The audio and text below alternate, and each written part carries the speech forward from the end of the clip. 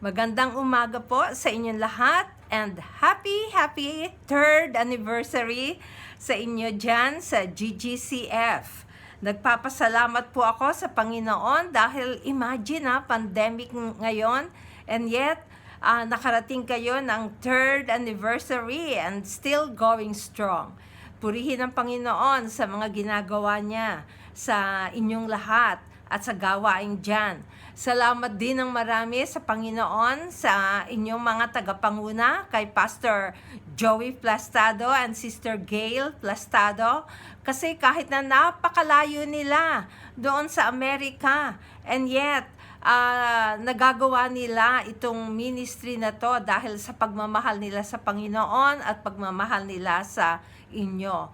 So sana patuloy kayong pagpalain ng Panginoon. At sa lahat ng mga tumutulong dito, katulad nila Brother Romel at Sister Tess, at sa lahat-lahat pa ng iba sa inyo, sana ay patuloy din kayong pagpalain ng ating Panginoon. Well, ngayong umaga, o siguro hapon nyo ito maririnig, ay gusto kong i-share sa inyo ang salita ng Diyos. Marami kayong maririnig sigurong kwento sa akin, pero ito ay tungkol sa para maipaliwanag sa inyo ang salita ng Diyos. At ang napili ko po na sa pamamagitan ng pagpatnubay ng ating Holy Spirit, ang gusto kong ibahagi sa inyo ay makikita sa Mateo 6:28 to 30. At gusto kong basahin sa inyo to. Ang sabi dito, at bakit kayo nababalisa tungkol sa pananamit? Isipin nyo kung paano tumutubo ang mga bulaklak sa parang. Hindi sila nagtatrabaho ni gumagawa ng damit. Ngunit sinasabi ko sa inyo, kahit si Solomon sa kanyang karangyaan ay hindi nakapagdamit ng singganda ng isa sa mga bulaklak na ito. Kung dinadamitan ng Diyos ang damo sa parang na buhay ngayon at kinabukasan ay ginagatong sa kalan, kayo pa kaya? Kay liit ng inyong pananampalataya sa Kanya. Bago tayo magpatuloy, ay gusto kong manalangin muna tayo. Okay po? Lord, salamat ng marami sa hapon na ito o sa umagang ito na ipinagkaloob mo sa amin para ikaw ay sambahin at para ikaw ay purihin. At nawa Panginoon ang iyong salita ay gamitin ng banal na espiritu upang mangusap sa amin at upang ipaliwanag sa amin ang iyong salita. At naway maging blessing ito sa amin. At nagpapasalamat kami sapagkat ang GGCF ay nagsa-celebrate ng kanilang 3rd anniversary. At tunay na ikaw ay tapat na Diyos. Nagpapasalamat kami sa iyo sa pangalan ni Jesus. Amen. Ngayon pong hapon, ang ating topic ay ang ating tapat na Diyos. Tapat ang Diyos natin. Sa binasa ko sa inyong salita niya sa Mateo, ay makikita natin kung paano ng Diyos inaalagaan kahit yung mga bulaklak, yung mga damo dyan sa parang, at lahat ng kanyang mga nilikha dito sa mundong na ito, ay alam natin na ang Diyos na nag-aalaga dito kasi maraming bagay na hindi naman natin inaalagaan pero nabubuhay sila, no? So, kung mahal ng Diyos ang kanyang mga nilalang na walang buhay or ibig sabihin ay na hindi naman sila tao, ano pa kaya tayong mga tao na mahal niya? At ngayong hapong ito, yun ang isi-share ko sa inyo kung paano natin makikita yung katapatan ng Diyos na ipinakita niya sa pagmamahal sa atin. Kung maobserbahan ninyo, yung mga bulaklak na sabi dito ang Diyos mismo ang dumamit sa kanila, ha? Makikita natin yung kung papaano ka wonderful, kaganda ang mga nilikha ng Diyos. Katulad na lang ng bulaklak, hindi ba? Napansin nyo na yung bulaklak, iba't iba ang color, iba't iba ang amoy, iba't iba ang shape nila, at iba't ibang season or buwan na mumulaklak. Diba? Ang gaganda ng mga bulaklak at ang gaganda ng mga halaman. Ngayong pandemic, nauso masyado yung mga halaman eh. Diba? Yung mga bulaklak. Maraming nag-aalaga ng mga halaman ngayong pandemic. At yun, ginawa yun ng Diyos. Na makikita natin yung kapangyarihan niya, yung pagiging artistic niya sa mga nilikha niya. Katulad na lang na bulaklak nga, na hindi lahat ng bulaklak ay yellow o dilaw. Hindi lahat ng bulaklak ay pula. Hindi lahat ng bulaklak ay rosas. Or hindi lahat ng bulaklak ay bonggambilya. Maraming iba't ibang uri ang bulaklak. Ganon ka-artistic ang Diyos. At bakit niya ginawa yon? Para sa atin yon.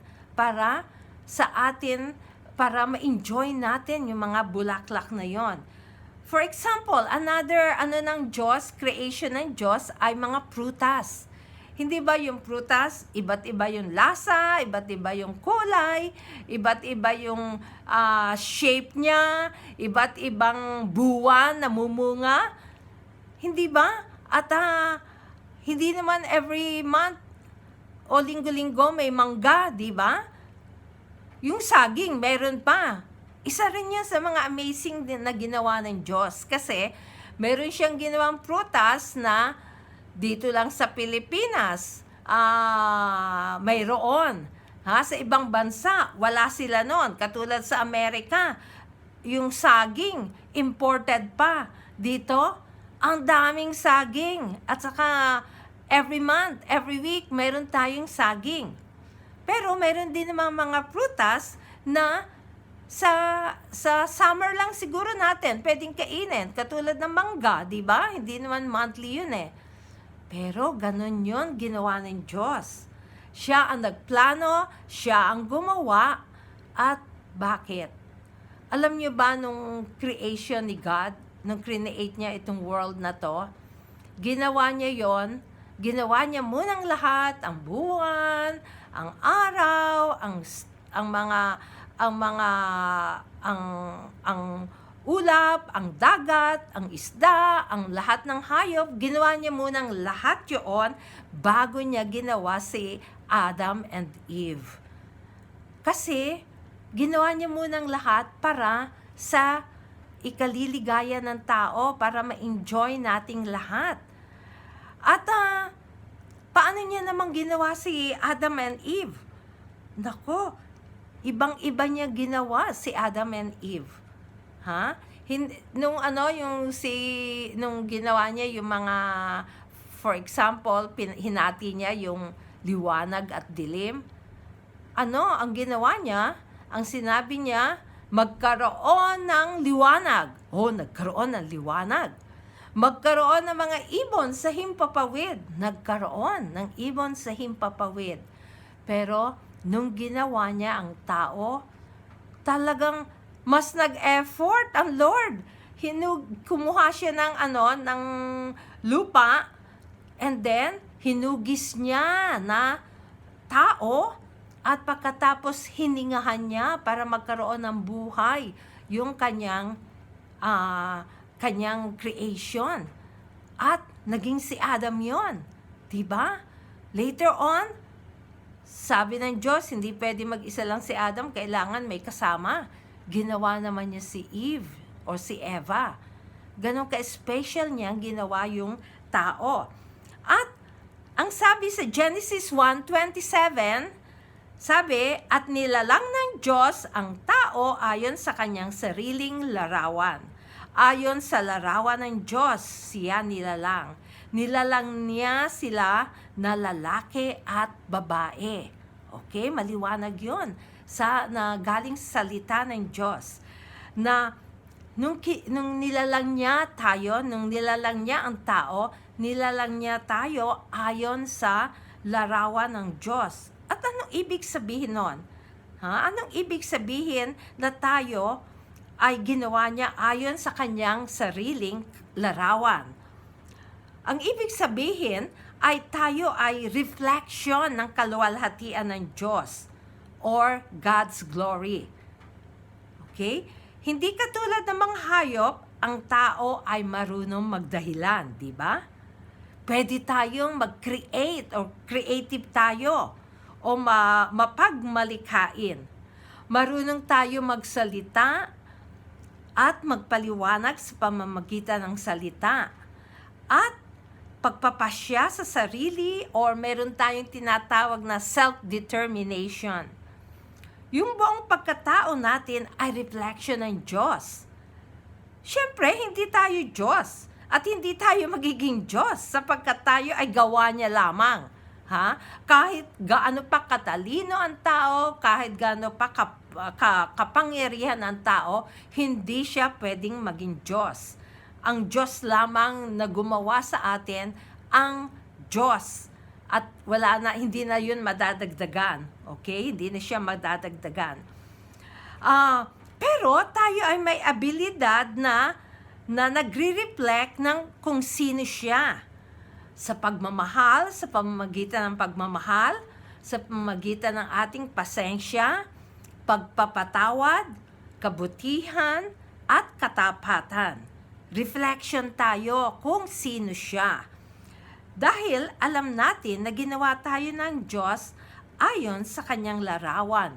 At maraming katangian na dapat ay basihan natin para sa ating pagpapahalaga sa ating sarili or self-worth. Maraming tao, hindi sila naniniwala sa sarili nila.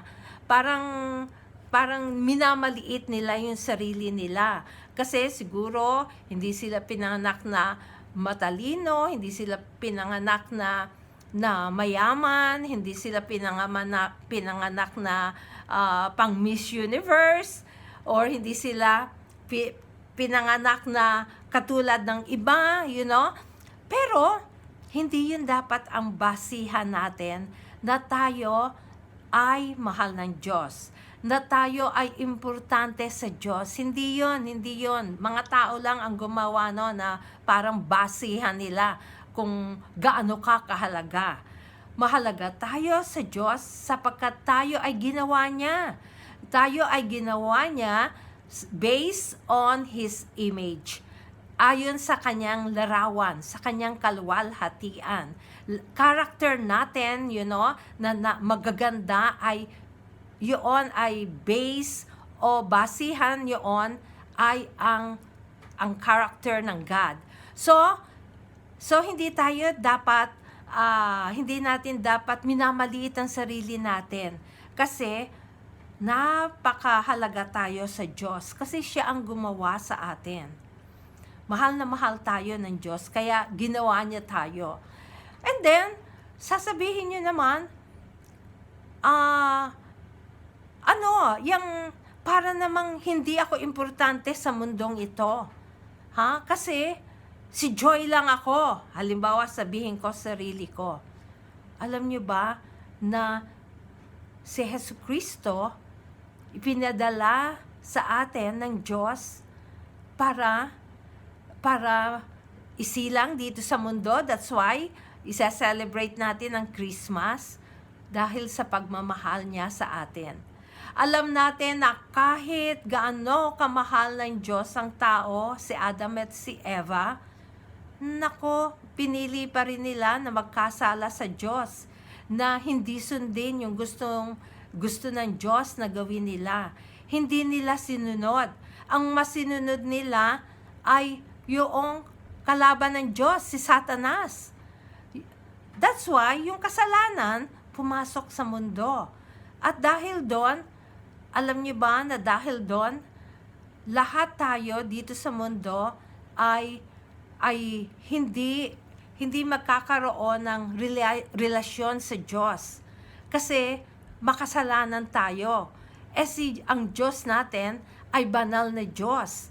Hindi pwedeng pagsamahin yung kasalanan at yung kabanalan ng Diyos. Dahil doon, tayo ay separated from God forever.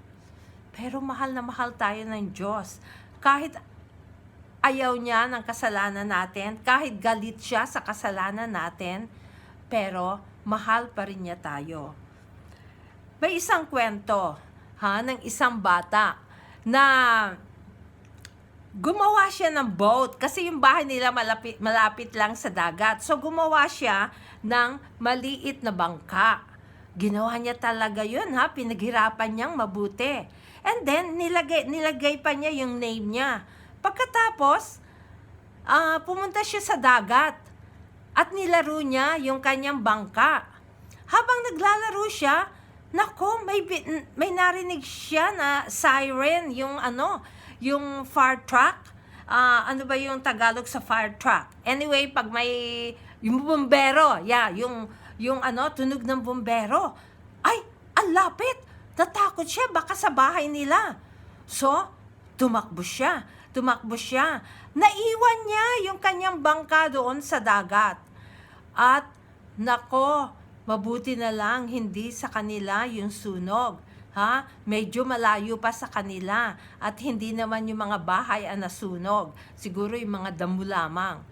So, pasalamat siya. Pero, bigla niyang naalaala, oh no! Asan na yung aking bangka? So, bumalik siya doon sa dagat at hinanap niya. Siyempre, hindi na niya makita kasi ang lakas ng hangin Naanod na yung kanyang bangka. Lungkot na lungkot siya kasi mahal niya yung bangka niya dahil ginawa niya yon. So, minsan, isang araw, siya at saka yung father niya naglalakad doon sa pinaka-town nila. At maraming tindahan doon. Napansin niya, sabi niya, "Uy, bangka ko yun yun yung bangka na ginawa ko. Itinitinda sa tindahan." So, tiningnan niya na malapitan. Sa kanya talaga yun. Yun talaga yung ginawa niyang bangka.